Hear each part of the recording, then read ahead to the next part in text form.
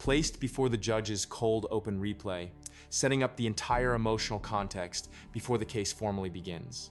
Ends on a curiosity loop that forces retention. So the bond doesn't count for anything? The bond got you out of jail last time. You're the one who wanted to stay there last time. So you got out for 3 weeks and you did nothing for 3 weeks after being in jail.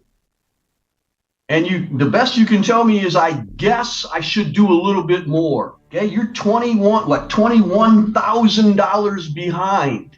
I'm trying to find it right now, Your Honor. All right, I do see Mr. Goff is now with us. Ms. Kraus, could you update me as to this case, please?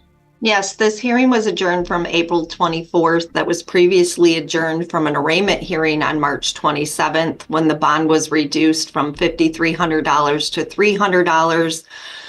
But the defendant appeared from the Otsego County Jail on April 24th, as the bond was not posted at that time. This hearing today is to address the forfeiture of that bond, as that was paid, and he no longer appeared on the inmate list as of April 25th. After that, additionally, upon his release, he was to do a few things: to report any income that he received and to provide job searches.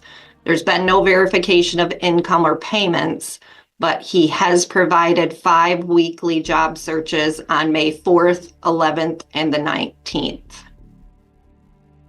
And then the third condition was, prior to today's hearing, the defendant is expected to make payments and to show reasonable efforts to gain employment if they're not able to pay their obligation in full. His support obligation is $324 with an arrears balance of $21,725.27. Thank you very much. Mr. Goff, as to the forfeiture of the bond and application towards your payments, do you agree to that? Excuse me, can you say that again, Your Honor? Yes, the child support staff is asking that the bond that you posted, the $300, that be forfeited and applied towards your back child support payments. Do you agree to that? Yes, Your Honor, yes. All right, so we will apply that $300 towards your back payments. Inserted right when the judge asks, "Tell me what you've been doing," the exact moment the legal assessment begins. Breaks down the good faith effort standard in plain language. Flags the silent contradiction of Tyler not working with his already employed father. And closes with an audience engagement question. Tell me what you've been doing to find work. So I have a couple apps on my phone for job search, and I've just been looking on there and applying on there. I just got some new apps on there that I'm hoping I might get a job at. So what are these apps for, and how many places do they search at? So the one's Indeed and the other one's Snag a Job. You can apply to jobs on them and find a job.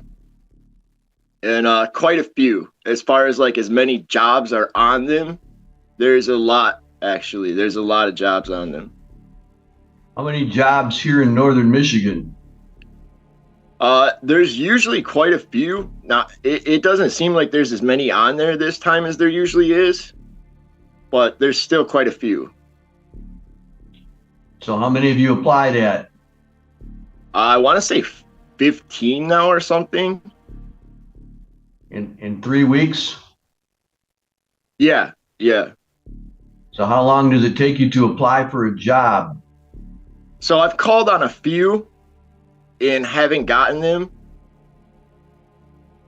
But usually it doesn't take me long. Usually, a couple of weeks and I find one. So I've used them before. I've used them probably five times before or more. Maybe even more than that.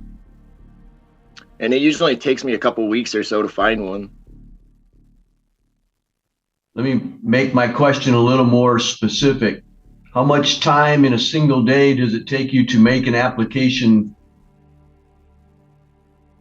It only takes maybe an hour or maybe hour and a half to apply to 5 jobs. So what are 3, you 4, doing 5 with the rest of jobs. so what are you doing with the rest of your time?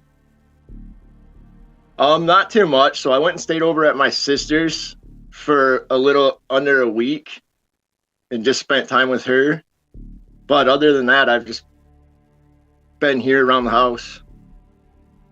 So I was working with my dad a little bit before I got put back in jail the last time.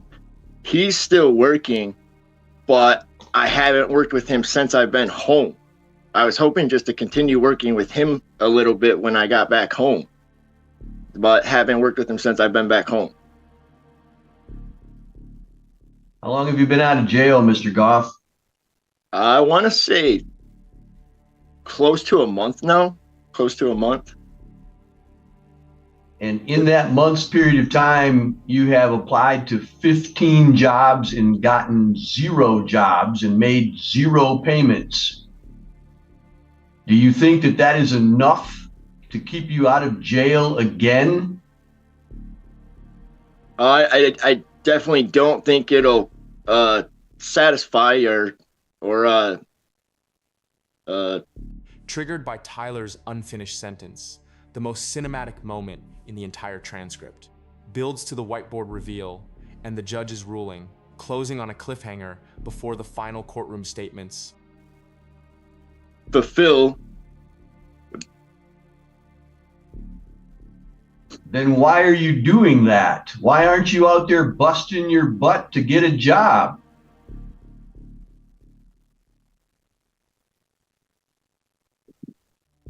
Well, I could try a little harder, I guess.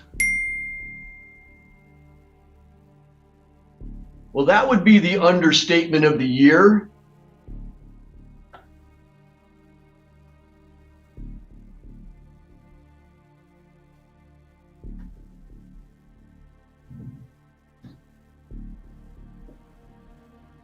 What is it that you need?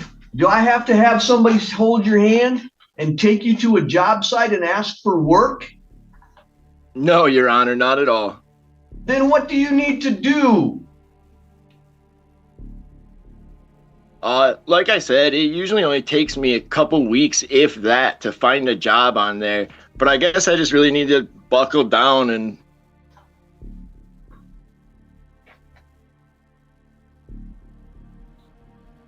put in the effort, I guess. Mr. Goff, I find that your lackadaisical attitude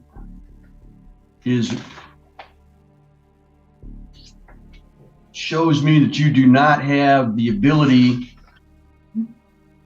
No, I'm not going to say that. You do not have the desire to make your payments. You've not made a good faith effort to find work. And you have the ability to get a job because you've gotten jobs in the past. You've worked with your dad in the past. You've had other construction type jobs in the past. There are, and I know that I've told you this, there are probably 50 jobs on the whiteboard at the front of the friend of the court's office that are open right now in Gaylord. And the only thing that you've done is play on your phone a little bit. So I find that you've not made a good faith effort to get a job, that you have the ability to get a job, and that you came out of jail because you didn't get a job, and now I'm going to put you right back in jail. You will report to the jail for 7 days, beginning today, May 22nd at 6 p.m. And then when you get out of jail, we're going to have another hearing next month. So you got 3 weeks when you get out of jail to get a job. And if you don't get a job, you're going to go back into jail again for 7 days. I don't know what to do to light a fire under you, but this is what I'm going to try next. So the bond is just doesn't count for anything? The bond got you out of jail last time. You're the one who wanted to stay there last time. So you got out for 3 weeks and you did nothing for 3 weeks after being in jail. And the best you can tell me is, I guess I should do a little bit more. No, there's no more guessing. You've been playing this game long enough. Okay, you're $21,000 behind. Grow up, get a job. And because you haven't in the last 3 weeks, you're going to jail for 7 days, starting today at 6 p.m. You're free to go until 6. Delivers the analytical wrap, contextualizes the ruling legally, broadens the emotional stakes to the child behind the case, and ends with the standard CTA.